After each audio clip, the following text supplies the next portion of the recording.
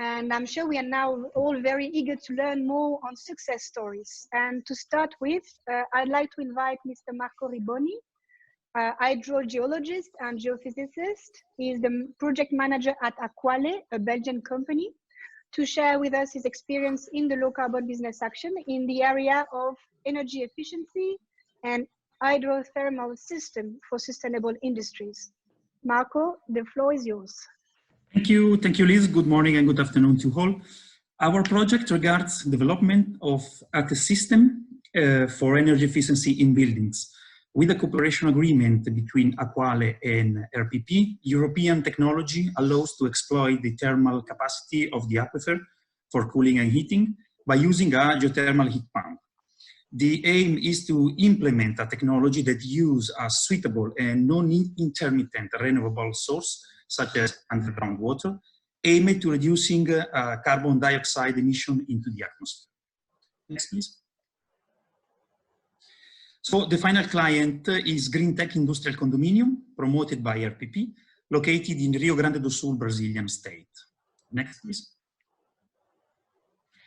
Shallow geothermal energy is the process of withdrawing and storing energy from and into an aquifer. Groundwater, which has a constant temperature through the air, is used by a geothermal heat pump to exchange heat and produce heating or cooling source. Once the heat has been withdrawn, the warmed or cooled water can be reinjected into the aquifer to store energy for the next season.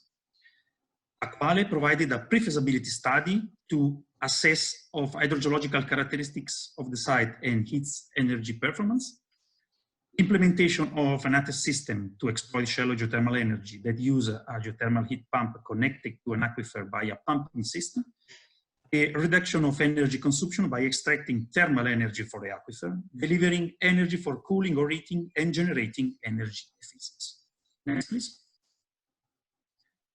The technical assistance phase provided by AQUALE was very important to the positive outcome of the negotiation and therefore the start of the project.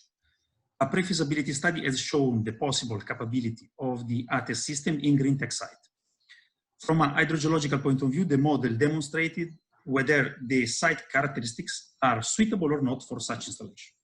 The simulated heat transport model also estimated the heat plume dispersion, the available pumping flow rate, and the thermal storage capacity of the aquifer. The list below shows also an indicative implementation timeline to complete the project. Next, please. Business model and economic, environmental, and social impact, revenue and source of revenues, energy savings compared to a traditional system, total project value and cost structure, important cost of investment concerning ATES system, water and surface installation, estimated in 400 and 500,000 reais, but which will be immediately decreased with the lowest cost related to energy consumption.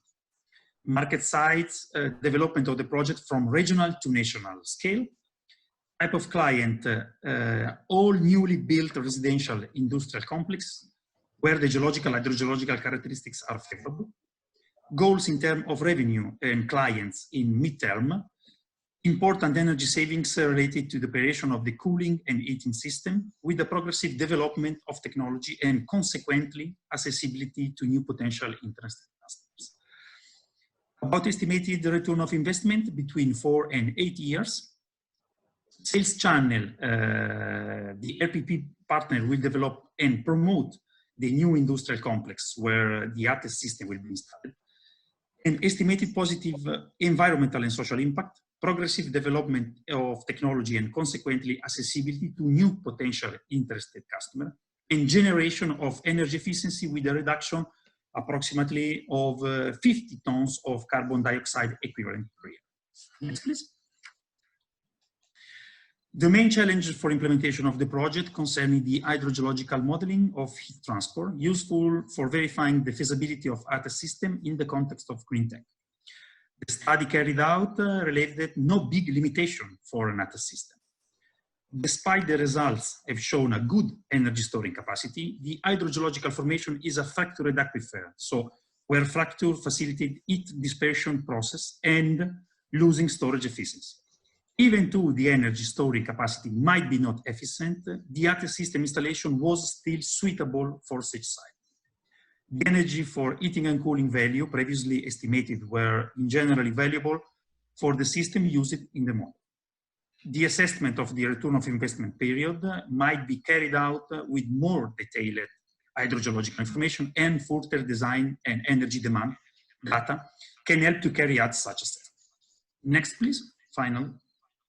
So the support of a low carbon business action team was fundamental, of course, for the launch and development of the project through the effective implementation and coordination of the network of contact and the continuous process of exchange of information between the various partners. The pre-feasibility study has shown very good and encouraging results. All the knowledge we have acquired so far and which we are still acquiring will allow the implementation of the ATE system also in other industrial contexts. The potential of this project is therefore very high, although preliminary pre-feasibility study is of fundamental importance to know the potential from a geothermal and hydrothermal point of view.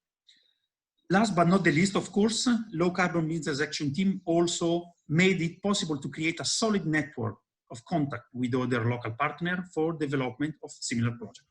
One of most important, for example, is the partnership with JBRAS. Thank you so much.